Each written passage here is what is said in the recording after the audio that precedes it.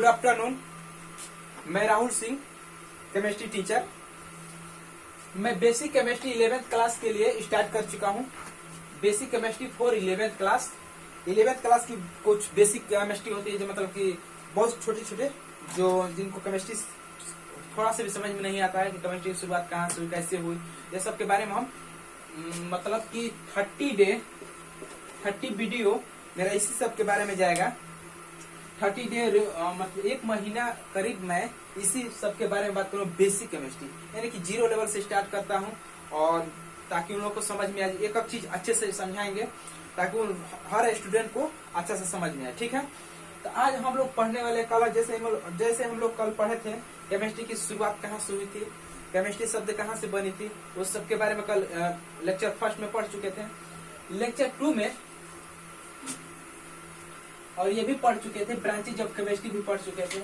आज हम लोग लेक्चर 2 पढ़ेंगे। ठीक है, तो लेक्चर 2 में आज हम लोग सबसे खास बात ये ध्यान रखेंगे कि जो मेरी केमिस्ट्री है, केमिस्ट्री में पदार्थ नाम सुनते हैं, पदार्थ, तत्व, एलिमेंट, जो भी समांगी, विषमांगी और ऑर्गेनिक, इनऑर्गेनिक, कार्बनिक, ये सब क्या होता है, आज मतलब इसके ब्रांच के बारे में जानेंगे। कैसे कैसे ये सब विभक्त होता है, किस किस भाग से विभक्त होता है। तो देखिए, सबसे पहले हम लोग शुरुआत करते हैं इनवर्स ब्रह्मांड। ब्रह्मांड जो होता है ना, ब्रह्मांड में बस 2 ही चीज है, एक पदार्थ और दूसरा ऊर्जा, एनर्जी, मैटर, एनर्जी। यूनिवर्स में 2 चीज अवेलेबल है, एनर्जी और मैटर। तो बात करते हैं यूनिवर्स। यूनिवर्स 2 चीज से मिलकर बना हुआ है या मिलकर बना हुआ है नहीं, तो ऐसा बोल दिया कि यूनिवर्स में 2 चीज पाया जाता है। देखिए, जैसे जैसे डिवाइड कर रहे हैं, यूनिवर्स मतलब होता है ब्रह्मांड।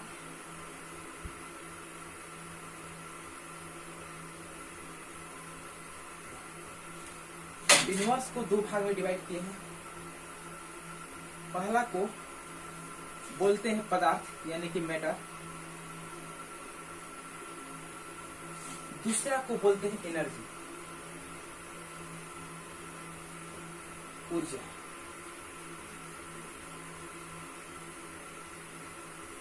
इसको बोलते हैं पदार्थ या इसी को बोलते हैं हम द्रव्य। इसको द्रव्य भी बोलते हैं, दूसरा नाम द्रव्य है। अब देखिए, एनर्जी के बारे में हम लोग बातचीत नहीं करेंगे, हम लोग बात करेंगे आज पदार्थ, मैटर के बारे में। तो देखिए, मैटर को हम 2 भाग में डिवाइड करते हैं। जैसे मैटर को हम लोग 2 भाग मतलब कि 2 प्रकार के वर्गीकरण के आधार पर हम लोग डिवाइड करते हैं। पहला वर्गीकरण है, इसको हम ऐसे कर देते हैं।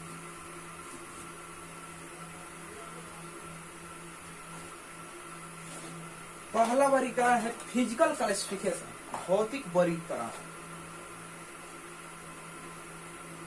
Physical classification. दूसरा होता है केमिकल क्लासिफिकेशन।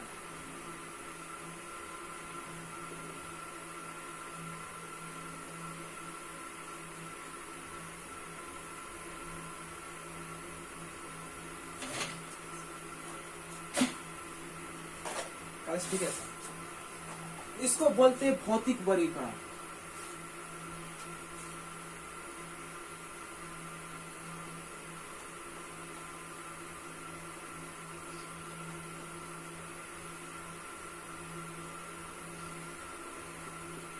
इसको बोलते हैं रासायनिक वर्गीकरण।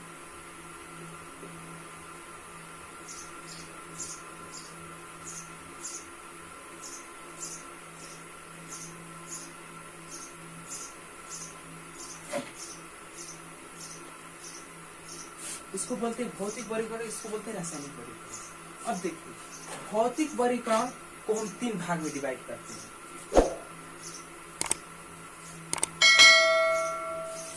क्या है उसका 3 भाग? ठोस,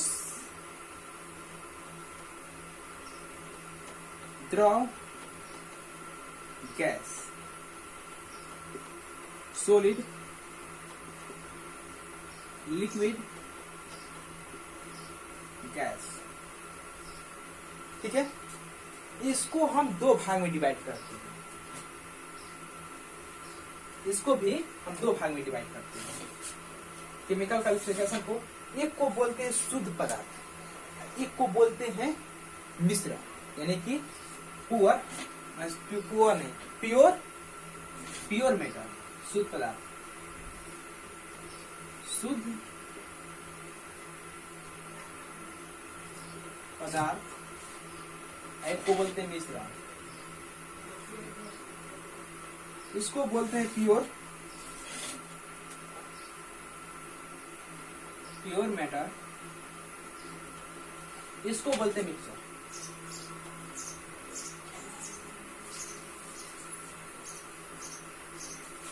अब देखिए, जो फिजिकल क्लासिफिकेशन है यही तक तीन हो जाता है। अब हम जो भी बात करेंगे इसके आधार पर बात करेंगे। देखिए, अभी हम लोग इसको मतलब कि क्लासिफिकेशन कर ले, उसके बाद सबके बारे में बात एक एक करके हम लोग बात करेंगे। ठीक है, तो शुद्ध पदार्थ को हम पहले उठाते हैं और बात करते हैं। शुद्ध पदार्थ में दो आता है, तत्व एवं यौगिक। शुद्ध पदार्थ में दो चीज आता है, तत्व एवं यौगिक, यानी कि एलिमेंट्स एंड कॉम्पाउंड। तत्व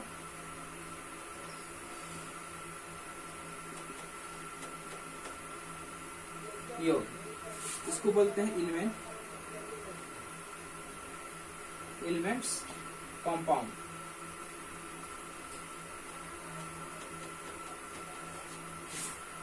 मिश्रण में आ जाते हैं। अब मिश्रण की बात करते हैं।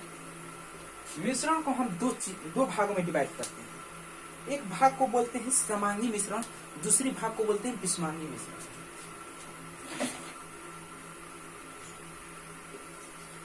समांगी, दूसरे को बोलते हैं विषमांगी।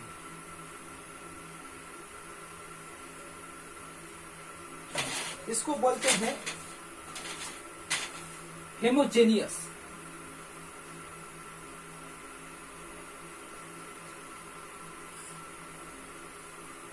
इसको बोलते हैं हेट्रोजेनियस।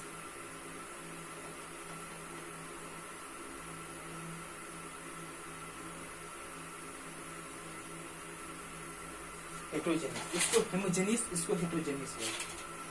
अब आते हैं बात तत्व पर। तत्व आपका हो जाते हैं तीन प्रकार के। अब आते हैं अगला क्लासिफिकेशन। अब तत्व के बारे में बात करते हैं। तो तत्व आपका तीन भाग में डिवाइड हो जाता है। पहला धातु, अधातु, उपधातु। ठीक है, धातु, अधातु, उपधातु, इसको बोलते हैं मेटल, नॉन मेटल,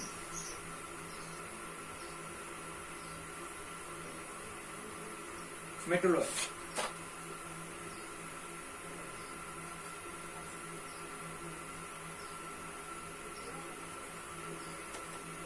इसको बोलते हैं मेटलॉइड। उसके बाद आ जाते हैं धातु, अधातु, उपधातु हो गया। उसके बाद आ जाते हैं यहाँ पर यौगिक को। यौगिक को बढ़ जाती है दो भागों। पहला भाग को बोलते हैं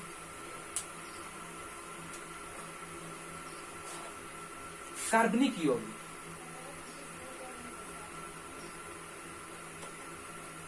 कार्बनिक, और दूसरा को बोलते हैं अकार्बनिक।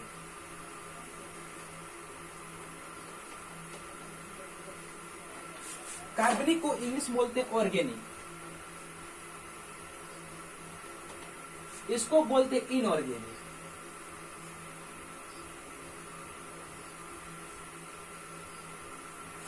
ठीक है, ऑर्गेनिक, इनऑर्गेनिक। अब हम लोग लगभग सबको क्लासिफिकेशन कर चुके हैं। अब कोई ऐसा चीज नहीं जिसको एक्स्ट्रा और क्वालिफिकेशन किया जाएगा। मतलब इसके अनुसार, मेटर के अनुसार ऊपर से हम लोग सबका क्वालिफिकेशन कर चुके हैं। लगभग हमको लगता है कि आप लोग सबका नाम जान परिचित होंगे। 10th क्लास 9th क्लास में सबका नाम जानते होंगे। कुछ ऐसा वर्ड आता होगा जिसके बारे में नहीं जानते होंगे। तो नहीं जानते होंगे तो अभी हम रिपीट कर देते हैं, उसके बारे में जान लीजिए। यूनिवर्स मतलब समझते हैं पूरा ब्रह्मांड, पृथ्वी पर जो मतलब जो इमेज भी किया जा सकते हैं, जो ब्रह्मांड में इमेज किया जा सकता है, वो सब चीज ब्रह्मांड में आती है। अब ब्रह्मांड में दो चीज अवेलेबल है, एक पदार्थ, दूसरी एनर्जी। अब एनर्जी, ये वाला एनर्जी समझिए या लाइट वाला एनर्जी समझिए, जो भी समझिए, एनर्जी एनर्जी होती है। दूसरी बात आते हैं पदार्थ। पदार्थ को हम दो भागों में डिवाइड किए हैं, फिजिकल क्लासिफिकेशन, केमिकल क्लासिफिकेशन। इस सब के बारे में तो बता ही चुके हैं, रिपीट करने की कोई जरूरत नहीं है। और मुझे रिपीट ये करनी है कि पदार्थ किसे कहते हैं, सबके बारे में एक आकार के बारे में हमको रिपीट करना है। तो देखिए अभी हम पदार्थ किसे कहते हैं, पदार्थ के बारे में समझ लीजिए। डिफिनेशन थोड़ा हम देर से बोलेंगे, लेकिन पहले उस पदार्थ को समझिए कि पदार्थ में होता क्या है। देखिए पदार्थ उसे कहते हैं जिसमें द्रव्यमान हो। द्रव्यमान उसका मतलब कोई चीज चल रहा है, मतलब कि यहाँ से हम जा रहे हैं, कुछ भी जा रहे हैं, मेरे को कोई रुकावट डाले, यानी कि जिसमें रुकावट डालने की क्षमता हो।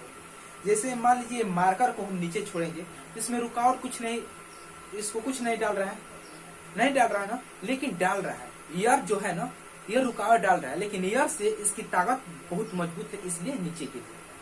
समझ में आया?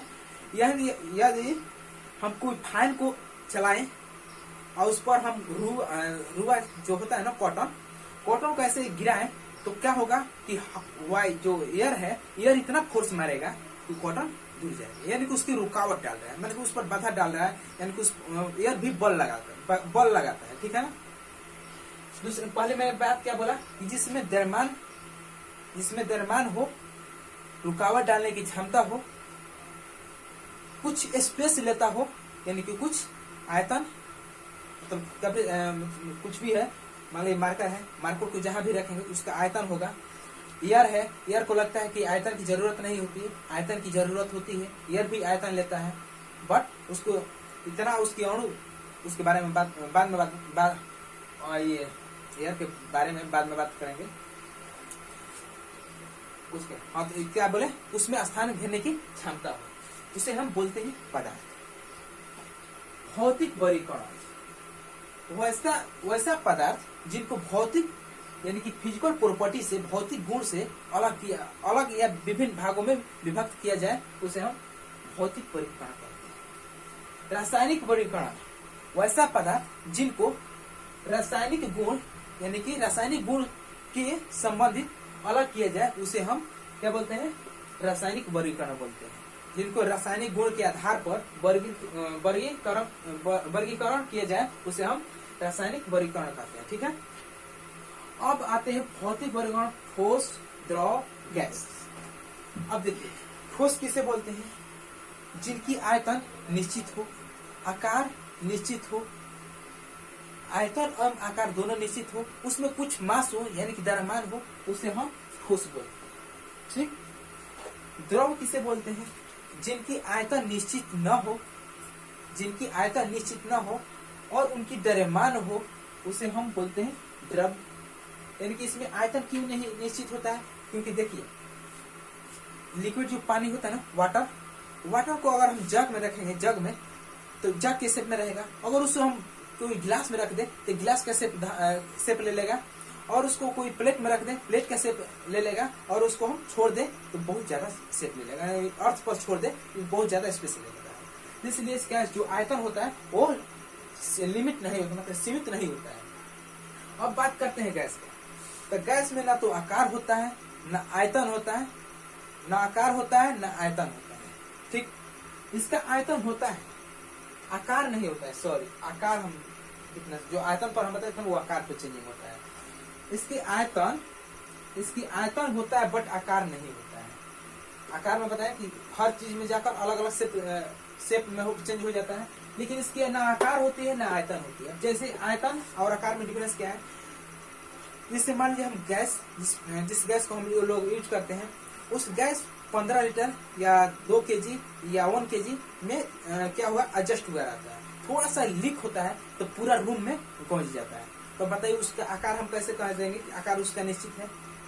उसको रखे थे 15 लीटर वाले कोई सिलेंडर में और उसको थोड़ा सा लीक किए, मतलब कि लगभग 100 ग्राम अगर मतलब कि खोलते हैं उसको तो पूरा रूम में भर जाता है। तो बताइए उसका आकार कैसे निश्चित होगा और आयतन कैसे निश्चित होगा? इसमें दोनों अनिश्चित होता है। ठीक है, वजह क्या है, इसके रीजन क्या है? तो देखिए हम यहाँ पर ये मिटा देते हैं। यहाँ पर समझिए जो सॉलिड स्टेट है ना, तो सॉलिड स्टेट में तीनों में जो भी पदार्थ होते हैं कोई ना कोई अवयवी कण से मिलकर बनी होती है। अवयवी कण क्या हो सकते हैं? या तो आयन हो सकते हैं, या परमाणु हो सकते हैं, या अणु हो सकते हैं। जैसे मान लीजिए हम लोग जल लेते हैं, जल, तो जल में H2O होता है, बहुत सारे H2O मिलकर जल बनाता है। एक बूंद भी अगर जल का एक बूंद भी लेंगे ना, उस बूंद में भी देखेंगे तो H2O का मात्रा बहुत सारा मोल होगा, बहुत सारा उसका मोल होगा। ठीक है ना? तो उसी एक H2O को हम अवयवी बोलेंगे, यानी कि बहुत सारे अवयवी कण मिलकर ठोस बनाते हैं, द्रव बनाते हैं, गैस बनाते हैं। तो उस अवयवी कण की अरेंजमेंट जो उसकी बनावट होती है वो कैसे होती है हम बताते हैं। देखिए सॉलिड में कैसे होती है। मान लीजिए अवयवी कण हो गया, ये अवयवी कण एक दूसरे से अटैचमेंट में रहेंगे, किसमें? सॉलिड फॉर्म में। इसमें यही वजह है इसकी आकार चेंज नहीं होती है और इसकी आकार और आयतन निश्चित होती है। दूसरी बात, इसकी अवयवी कण क्या होते, थोड़ा सा गैप में रहते हैं, थोड़ा सा गैप में, जिसके वजह से हम किसी भी शेप में डाल देंगे। किसी भी शेप में, जैसे मान लीजिए हमको पानी में डालना है, मान लीजिए ऐसा शेप है, ठीक है, हम यहाँ पर फोर्स किए, यहाँ पर ऐसे दबाए तो ये वाला तो दबा लेकिन इधर आकर निकल गया। ऐसे करेंगे तो ये वाला दबेगा। जैसे बता रहे हैं 1 2 3 4 5 6। मान लीजिए हम ऐसे इसको ऐसे किए, ये वाला जाएगा इधर और ये वाला इधर आ जाएगा और ये थोड़ा सा इधर आ जाएगा और ये थोड़ा सा इधर आ जाएगा, क्योंकि इनका आकार जो है, इनके बीच की जो दूरी है, इसमें स्थान खाली स्थान है। जो ये वाला अवयव हटकर यहाँ पर आ जाएगा, ये वाला अवयव हटकर यहाँ पर आ जाएगा। मतलब मेरा कहने का मतलब ये है, जो लिक्विड होते हैं ना, द्रव, उनके बीच में, उनके अवयवी कण के बीच में खाली स्थान होता है, जिसकी वजह से हम लोग पानी में हाथ लगा पानी में हैंड को डुबो देते हैं और पानी को अलग अलग शेप में ढाल देते हैं। अगर वहीं गैप नहीं रहता लिक्विड में तो आप वैसा नहीं कर पाते। वैसा अगर करना है तो जाकर कीजिए बर्फ में कीजिए, नहीं होगा, क्योंकि उसके अवयवी कण इतना स्ट्रोंग हो जाते हैं कि वो ऐसे मतलब कि शेप चेंज नहीं कर पाते हैं। कब? जब पानी का रूप बर्फ हो जाता है, पानी जब बर्फ में चेंज हो जाता है तो। अब वही बात कर लेते हैं थोड़ा गैस में। तो गैस में क्या होता है कि इसकी अवयवी कण इतना ना दूर दूर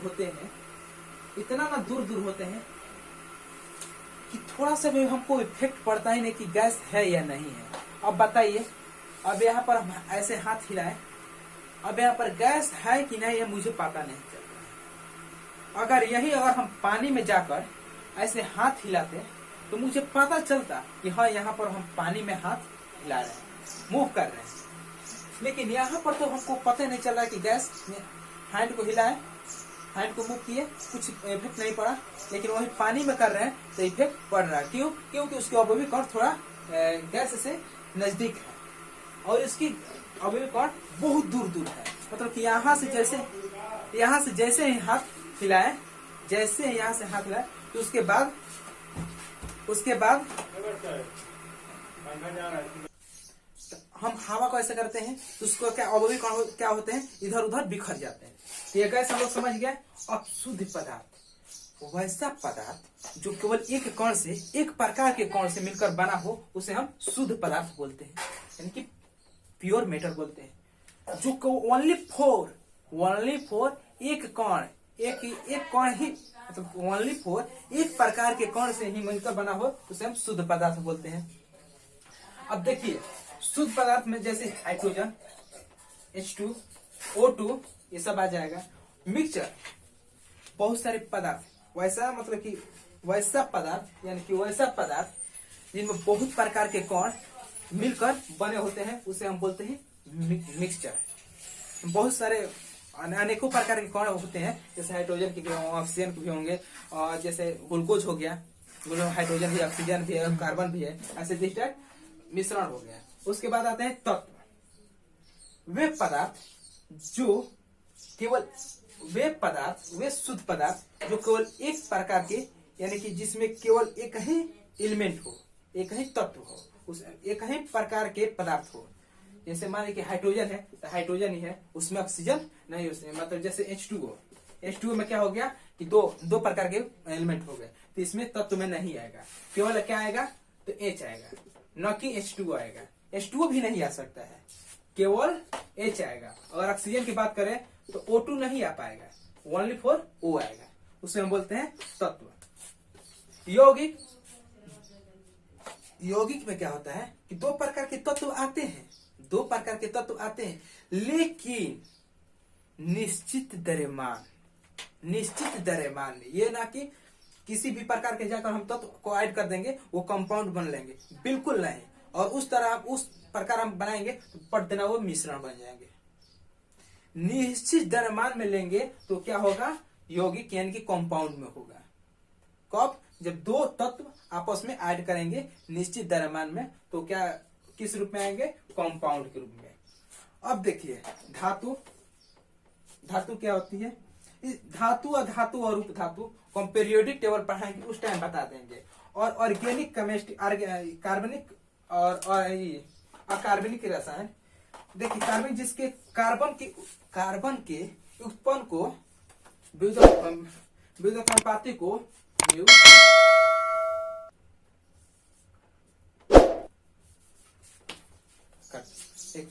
विद्युत अनुपात